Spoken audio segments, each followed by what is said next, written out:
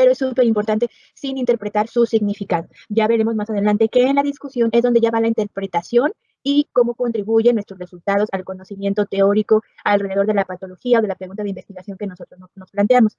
La forma de presentarlos va a variar de acuerdo al tipo de estudio, ¿no? Ya sea un estudio experimental o un estudio clínico o un ensayo clínico controlado, etcétera. Pero lo que nos sugieren es iniciar con aquellos resultados que señalan directamente hacia una respuesta hacia la hipótesis de investigación planteada, ¿no? Y después podemos irlos mencionando de acuerdo a los objetivos específicos que nos hayamos también planteado.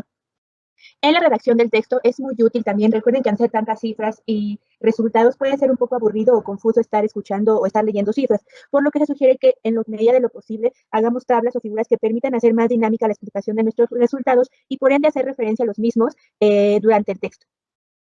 Siempre va a ser empezar con aquellos resultados que nos dirijan hacia la estadística descriptiva, es decir, hacia conocer cómo era la población, características sociodemográficas. Recordemos que esta información es muy importante porque va a permitir a los lectores identificar si la población en la cual nosotros hicimos nuestro proyecto es similar a la población que ellos ven en su día a día.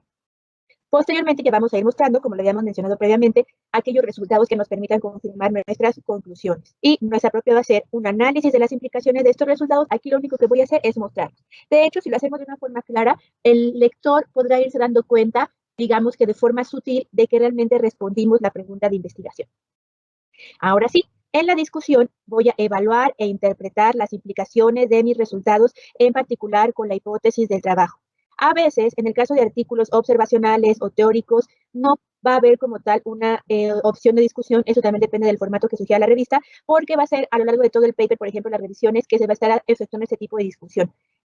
Lo ideal es interpretar los resultados y hablar de cuáles son aquellos que apoyan nuestra hipótesis. También en la discusión va a haber referencia, dado que si nosotros estamos argumentando o estamos apoyándonos de proyectos previos, es importante mencionarlos. Y nos dan una pista del tipo de preguntas que nos podemos plantear y que podemos ir respondiendo para darle forma a nuestra discusión, ¿no? Desde los resultados responden a la hipótesis planteada. Si así es, ¿qué significa? ¿Qué tanto aportan a mi hipótesis? ¿Qué tanto la respondemos? ¿Por qué no se le respondió al 100? Si fueron partes metodológicas, si tal vez se hubiera planteado otro experimento o tal vez se hubiera hecho otro tipo de análisis, etcétera. Y por último, las conclusiones, digamos que ahora sí son aseveraciones o convicciones de lo que nuestro trabajo aporta al conocimiento científico, y también aquí podemos hablar de cuáles fueron las limitantes o qué se plantea futuro a seguir estudiando alrededor de esta hipótesis de investigación. Y pueden ser enumeradas o bien redactadas de manera sintética o presentarse en un solo párrafo. Esto último es lo ideal en cuanto a la extensión de las conclusiones.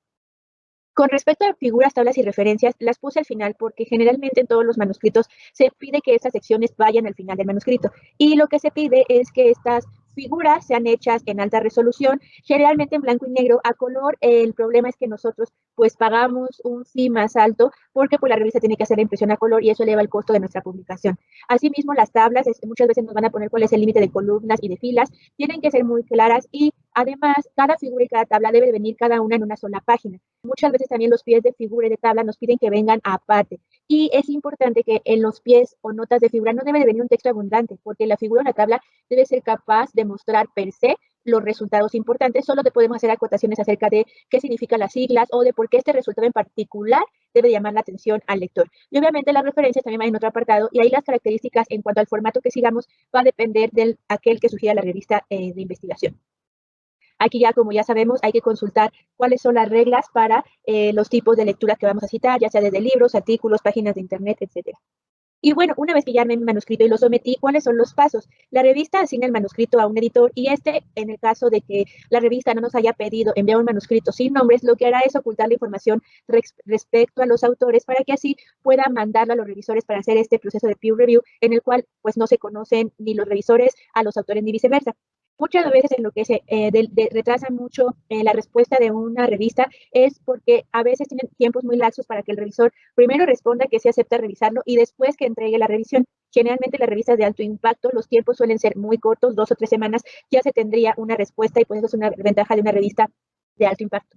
Una vez que los revisores hacen esta revisión, valga la redundancia del artículo, van a hacer comentarios o sugerencias y puede ser desde que este artículo es considerado totalmente rechazado o que puede ser aceptado con correcciones mayores o aceptado con correcciones menores o aceptado. Sin embargo, al final el editor es el que va a tener la última palabra y puede hacer caso o no a estas recomendaciones y al final él responder con un veredicto final.